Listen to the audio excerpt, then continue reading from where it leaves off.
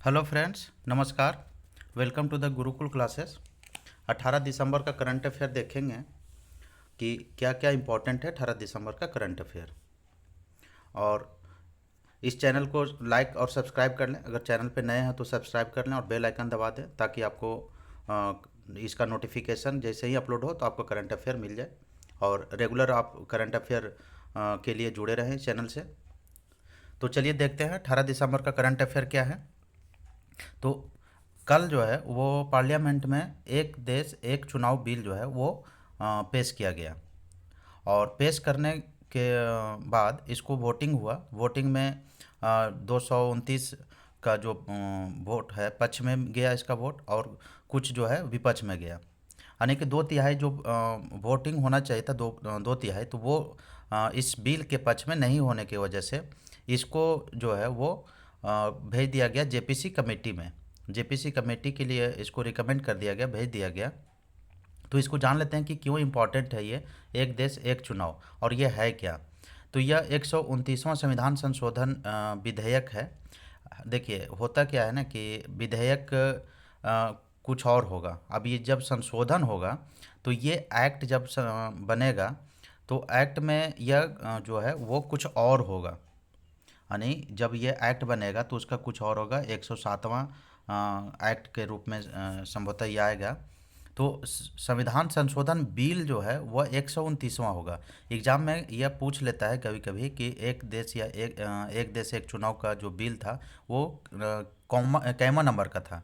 तो इसमें आपका सही जवाब होगा 129वां संविधान संशोधन विधेयक था। इसमें इसलिए कि संविधान में इसके जरिए जो संशोधन किया जाएगा वह है आर्टिकल 82A। आर्टिकल 82A में संशोधन करने की सिफारिश की गई है। और इसमें क्या होगा कि जो विधानसभा और लोकसभा का जो कार्यकाल है उसको ख़त्म करके वह एक टाइम में कर दिया जाएगा, ताकि वो जब भी इलेक्शन हो तो एक ही बार में सारे जगह इलेक्शन हो, लोकसभा का भी और हर स्टेट में विधानसभा। तो उसके लिए आर्टिकल 82A में संशोधन करने की आवश्यकता है। इसलिए यह 129वां संविधान संशोधन विधेयक लाया गया है।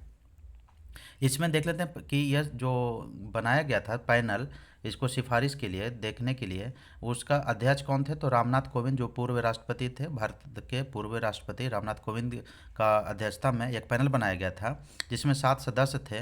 एक हरीश साल्वे जो वकील हैं वो थे, अमित शाह गृह मंत्री, अधीर रंजन चौधरी कांग्रेस से, गुलाम नबी आज़ाद जो अपनी पार्टी बनाई जीपीएफ वो, और एन के सिंह जो 15वां फाइनेंस कमीशन के चेयरमैन थे वो, डॉक्टर सुभाष कश्यप जो एक आपको राजनीतिज्ञ भी हैं, वो किताब भी लिखे हैं, और संजय कोठारी।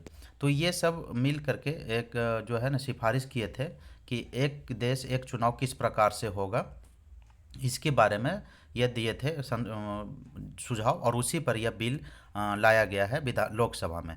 और यहाँ से पास होने के बाद यह राज्यसभा से पास होगा, और राज्यसभा से भी अगर पास हो जाता है तो फिर राष्ट्रपति के जब सहमति मिल जाएगी तो फिर यह एक्ट बन जाएगा। और फिर यह कब से लागू होगा, उसी संविधान या गैजेट में जब पास होगा तब मालूम चलेगा कब से इसका लागू होगा। इसमें क्या होगा कि लोकसभा, विधानसभा और स्थानीय निकाय, यह तीनों का जो चुनाव एक साथ कराया जाएगा। तो चलिए देखते हैं नेक्स्ट। PKC-ERCP का उद्घाटन जो है वह पीएम मोदी द्वारा राजस्थान में किया गया है। यह क्या है? तो PKC और ERCP पार्वती, काली सिंध, चंबल पूर्वी राजस्थान नहर परियोजना है। यह एक राजस्थान का नदी जोड़ो परियोजना है जिसके जरिए यह पार्वती, काली सिंध, चंबल पूर्वी राजस्थान जो है ना इससे जोड़ करके एक नहर निकाली जाएगी। और 21 जिलों का जो पानी के संकट था वहाँ पर पूर्वी राजस्थान में वह पानी के संकट को दूर करने की कोशिश किया जा रहा है। तो चंबल देख लेते हैं कि चंबल की सहायक नदी कौन कौन है। तो यही सब है, पार्वती है, काली सिंध है, कूनो, बनास, बाणगंगा, रूपरेल, गंभीरी और मेज। ये सब जो है चंबल की सहायक नदी हैं। और चंबल किसकी सहायक नदी है? ये देखिए, चंबल जो है यमुना की सहायक नदी है। इसकी उत्पत्ति कहाँ से होती है? तो विंध्याचल रेंज है, विंध्या रेंज, जहाँ जाना पाव पर्वत, बांगचू पॉइंट कहते हैं, वहाँ मऊ में है, वहाँ से इसका चंबल की उत्पत्ति होती है। और अगर सिटी के रूप में देखा जाए कि कौन सा सिटी बसा हुआ है, तो कोटा एक महत्वपूर्ण सिटी जो है चंबल के नदी के किनारे बसा हुआ है। जो इंस्टीट्यूट और एग्ज़ाम के लिए तैयारी करने के लिए बहुत लोग जाते हैं कोटा, तो वही कोटा यहाँ चंबल नदी के किनारे बसा हुआ है। नेक्स्ट है प्रीति लोबाना। प्रीति लोबाना कौन है? तो यह गूगल जो है भारत का नया कंट्री मैनेजर बनाया है। प्रीति लोबाना को भारत का नया कंट्री मैनेजर बनाया है। तो इसी बहाने देख लेते हैं कि गूगल का क्या इतिहास रहा है, कब बना है और कौन फाउंडर और ये सब वगैरह।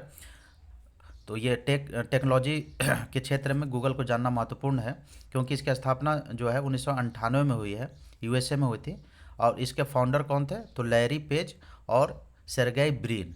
तो लैरी पेज और सर्गेई ब्रिन मिल करके गूगल की स्थापना करते हैं, जिसकी हेडक्वार्टर कहाँ है? कैलिफोर्निया, यूएस में।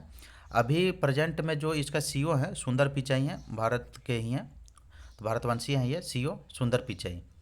और यह जो इसका पेरेंट कंपनी कौन है गूगल का? तो अल्फ़ाबेट इंक है। अल्फ़ाबेट इंक जो है वो गूगल की पेरेंट कंपनी है। और इसका आर्टिफिशियल इंटेलिजेंस की बात करें तो कौन, क्या नाम है उसका? तो जेमिनी। याद रखिएगा, जेमिनी बहुत बार एग्जाम में पूछा गया है कि जेमिनी किसकी आर्टिफिशियल इंटेलिजेंस टेक्नोलॉजी है, तो यह गूगल का है। नेक्स्ट देखते हैं, तुलसी गौड़ा न्यूज में है, बहुत मोस्ट इंपॉर्टेंट। तुलसी गौड़ा यह एक पर्यावरणविद है जिनका निधन हो गया 16 दिसंबर को। यह कर्नाटक की रहने वाली थी और इनको अगर देखा जाए तो वृक्ष माता के रूप में जाना जाता है। इनको वन का विश्व कोश भी कहा जाता है, यानी फॉरेस्ट ऑफ इंसाइक्लोपीडिया। ये अपने जीवन में 30,000 से अधिक पौधे लगाए हैं। 30,000 से अधिक पौधे लगाए हैं, जिसमें जड़ी बूटी के अनेक महत्वपूर्ण प्लांट ये बोए हैं, जिसको मतलब फॉरेस्ट ऑफ इंसाइक्लोपीडिया। इतनी नॉलेज है इनके पास, तुलसी गौड़ा के पास था कि अब तो नहीं रही। तो इनके पास इतना नॉलेज था कि किस प्रकार से औषधीय प्लांट तैयार होता है और कौन औषधीय प्लांट है, ये सब के बारे में बहुत ही इनके पास ज्ञान था। इनको 2021 में पद्मश्री पुरस्कार मिला। और यही जब पद्मश्री पुरस्कार मिल रहा था तो ये जब पुरस्कार लेने जा रही थी तो ये नंगे पाँव गई थी। इसके लिए भी बहुत ये फेमस हुई थी कि नंगे पाँव पहुंचने वाले जो ये पर्यावरणविद हैं तुलसी गौड़ा ही हैं। तो ये थे वृक्ष माता के नाम से भी जाना जाता है इनको, वन का विश्व कोश कहा जाता है। तो अपने जीवन में पेड़ लगाएं, जितना अधिक पेड़ लगाएंगे हमारे पृथ्वी को बचाने में और सुरक्षित रखने में आप मदद ही करेंगे। नेक्स्ट है, गति शक्ति विश्वविद्यालय और इंडियन नेवी ने एमओयू साइन किया। एक्चुअली ये एमओयू साइन किया तो हमें जानना है कि गति शक्ति विश्वविद्यालय कहाँ है और ये इसकी स्थापना कब हुई है। तो गति शक्ति विश्वविद्यालय की स्थापना 2018 में हुई थी, बड़ोदरा, गुजरात में।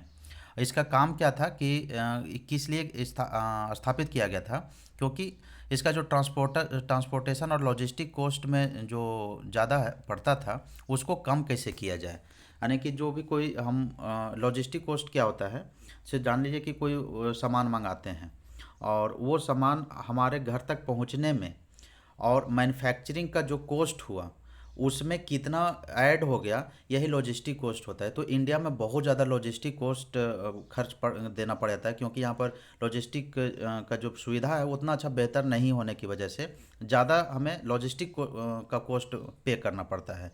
तो इसको कैसे कम किया जाए, इस दिशा में इसके लिए एक विश्वविद्यालय बनाया गया था, गति शक्ति विश्वविद्यालय, जिसकी स्थापना 2018 में हुई थी और बड़ोदरा इसका गुजरात में है। और ये जो गति शक्ति विश्वविद्यालय कौन सा मिनिस्ट्री के अंदर आता है? तो यह मिनिस्ट्री ऑफ रेलवे के अंतर्गत आता है। तो यह था गति शक्ति विश्वविद्यालय। अभी हाल ही में सिलिनेक्स 2024 अभ्यास चल रहा है। तो यह भारत और श्रीलंका के बीच में नेवल एक्सरसाइज है। तो यह कहाँ अभी हो रहा है? तो विशाखापट्टनम, आंध्र प्रदेश में, सिलिनेक्स 2024। Kaleshwaram lift irrigation project news में है। यह क्या है? कालेश्वरम लिफ्ट इरिगेशन प्रोजेक्ट, यह गोदावरी नदी पे है, तेलंगाना में। और इससे जो है पानी के सिंचाई और ये सब मल्टीपर्पज़ प्रोजेक्ट है, ये कालेश्वरम लिफ्ट इरिगेशन प्रोजेक्ट। बस याद रखना है कि यह गोदावरी नदी पर है और तेलंगाना में है। नेक्स्ट है, India first diabetes bio bank. Bharat का पहला डायबिटीज़ बैंक बनाया गया है, जो कि चेन्नई में है। और किसके सहयोग से? तो आईसीएमआर बनाया है, या मद्रास डायबिटीज़ रिसर्च फाउंडेशन के सहयोग से। तो यह इंडिया का पहला डायबिटीज़ बैंक चेन्नई में बनाया गया है।